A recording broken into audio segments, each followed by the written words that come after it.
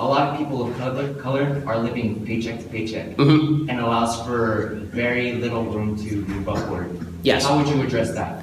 By less market regulation, by less regulation in housing, for example, let people build more housing, because that's what drives the price down, better supply of housing. By less government regulation and rent control, which leads to less supply of housing. By allowing businesses to start up and hire people without all of the licensing fees and taxes that are associated in the state of California, for example. With that, by getting rid of the minimum wage, because because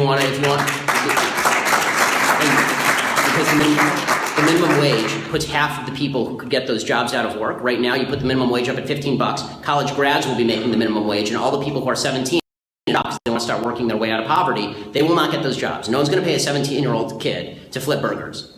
Right? It's not going to happen. So what you need, less regulation allows for more economic freedom, which is why in the past, when you had less regulation, you saw more social mobility. Social mobility slows as government sticks in the gears of the economy. This is why the inner cities, for example, areas that have been governed by very little social mobility, you see permanent poverty, generation after generation, because no one is starting a business in the inner city because of regulations and taxes. This is what happened in Detroit, right? Detroit got completely cleaned out. Detroit was the industrial heartland of the United States. Through government subsidies, regulations, and high tax rates that confiscated property and wealth from the people who were generating it, all the businesses left. They raised the taxes again because they felt like they still owed people their money, so they raised the taxes again. More people left. They had no tax base. And so now Detroit is a center of permanent poverty and what looks like a zombie aftermath.